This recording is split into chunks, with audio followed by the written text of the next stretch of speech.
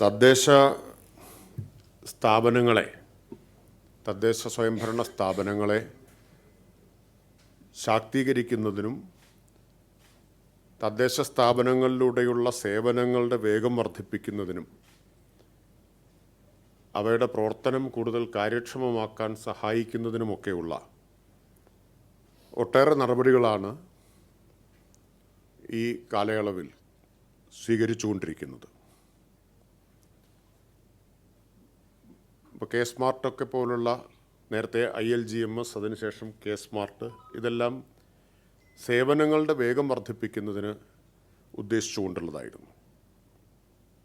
അതോടൊപ്പം നിലവിലുള്ള ചട്ടങ്ങൾ, നിയമങ്ങൾ അത് പലതും പരിഷ്കരിക്കേണ്ടതുണ്ട് എന്നും കാണുന്നുണ്ട്. അതിനുള്ള നടപടികൾക്കും തുടക്കം കുറിച്ചിട്ടുണ്ട്. അപ്പോൾ സ്വീകരിച്ച നടപടികളെല്ലാം തദ്ദേശ സ്ഥാപനങ്ങൾക്ക് കൂടുതൽ കാര്യക്ഷമത കൈവരിക്കാൻ സഹായിക്കുക എന്ന ഉദ്ദേശത്തോടു കൂടിയാണ്.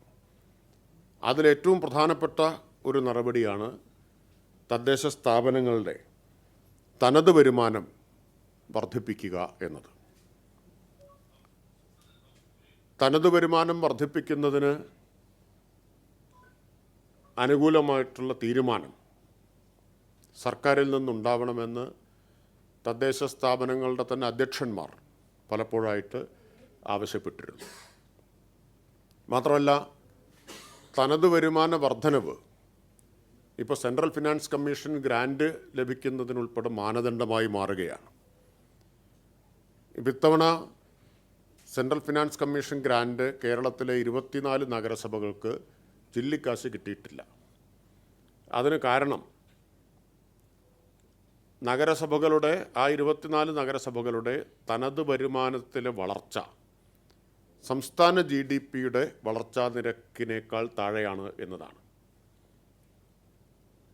അപ്പോൾ കേന്ദ്രം മുന്നോട്ട് വയ്ക്കുന്ന ഒരു മാനദണ്ഡമാണ് CFC ഗ്രാൻറ്റ് നഗരസഭകൾക്ക് കിട്ടണമെങ്കിൽ അവരുടെ നികുതി വരുമാന വളർച്ച സംസ്ഥാന GDPയുടെ ശരാശരി വളർച്ചാ നിരക്കിനേക്കാൾ ഉയർന്ന് അതിനൊപ്പമെങ്കിലും ആവണം എന്നതാണ്.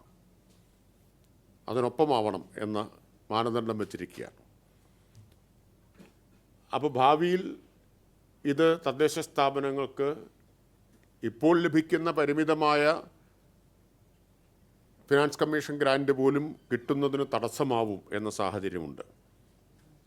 മാത്രമല്ല, സംസ്ഥാന ധനകാര്യ കമ്മീഷനും 6ാം ധനകാര്യ കമ്മീഷനും തനത് വരുമാനം വർദ്ധിപ്പിക്കാനുള്ള നടപടികൾ സ്വീകരിക്കണം എന്ന് നിർദ്ദേശിച്ചിരുന്നു. ഒട്ടേറെ നടപടികൾ ധനകാര്യ കമ്മീഷൻ ശുപാർശ ചെയ്യുകയും ചെയ്തിരുന്നു.